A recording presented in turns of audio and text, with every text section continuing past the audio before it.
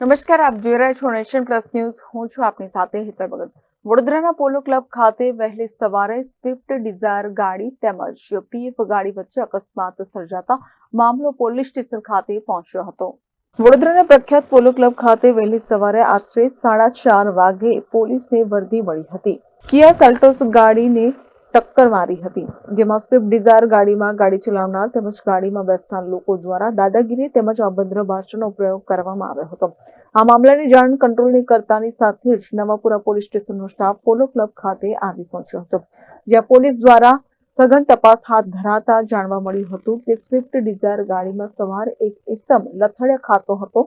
Police દ્વારા તેનું મોઢું સૂંઘતા જણાઈ આવ્યું હતું કે કઈ શંકાસ્પદ વસ્તુઓ તેઓએ પીધી હશે, જેથી પોલીસે તપાસ વધુ તેજ કરતા ગાડીમાં બેસેલા ઇસમોનું પણ સઘન ચેકિંગ મોઢું સૂંઘવામાં આવ્યું હતું. ઇસમનું નામ ધીરુભાઈ ઝાલા તેમજ ગાડીમાં અંદર બેસેલા હિતેશભાઈ ઈશ્વર પટેલ, જ્યારે કમલેશસિંહ નવતરસિંહ રાઠોડ, જે પોતે અમદાવાદ ક્રાઇમ બ્રાન્ચમાંથી P1 બ્રાન્ચમાં ગનમેન તરીકે નોકરી બજાવે છે, તેઓ પણ કેફી દ્રવ્ય પીધેલી હાલતમાં જણાઈ આવતા તેઓના ઉપર પ્રોહિબિશનનો ગુનો દાખલ કરી પોલીસ દ્વારા વધુ કાર્યવાહી હાથ ધરવામાં આવી છે.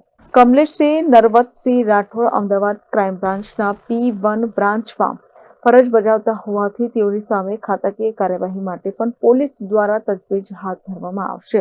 જો તેમનો કોઈ ગુનો સાબિત થતો હશે તો કાયદાની જોગવાઈ મુજબ જે કાર્યવાહી કરવાની રહેશે, જે યોગ્યપણે કરવામાં આવશે. પ્રાથમિક તપાસમાં આ તમામ લોકો માંજલપુર ખાતે લગ્ન કાર્યક્રમમાં આવ્યા હતા તેમ જણાવ્યું હતું.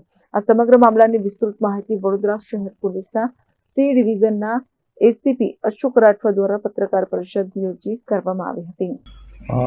આજરોજ સવારના કલાક 4:00 વાગ્યે પોલીસ સ્ટેશનમાં વર્દી મળેલ કે કોઈક એક્સિડન્ટનો બનાવ છે પોલો ક્લબની સામે બનેલ છે. તો ત્યાં અમારી જે પોલીસની જે ટીમ છે ત્યાં પહોંચી ગયેલ હતી અને ત્યાં એક સ્વિફ્ટ ડિઝાયર ગાડી છે તેણે કિયા સેલ્ટોસ ગાડીને ટક્કર મારેલી હતી. તપાસ કરતાં જે ચાલક છે એ થોડું લથડિયા ખાતા અને હેલફેલ બોલતા હોય, એની મોં સૂંઘાડી જોતા લાગેલ છે કે પીધેલી હાલતમાં છે. તો એને પોલીસ સ્ટેશને લાવી અને બીજી તપાસ કરતાં એનું નામ ધીરુભાઈ કીર્તિસિંહ ઝાલા છે અને તે પીધેલી હાલતમાં હતા, જેથી એમવી એક્ટની જે કલમ છે તે મુજબ અને બીજી ઓવર સ્પીડિંગની જે કલમો છે તે મુજબ એના પર કાર્યવાહી કરવામાં આવેલ છે.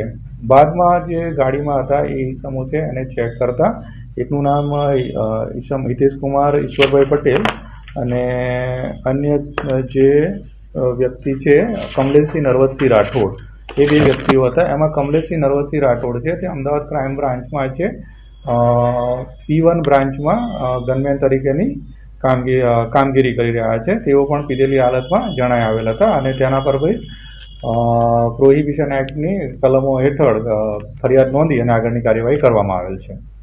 સર, આજે પીધેલા હતા એના કાર્યવાહી આપણે હાથ ધરી છે.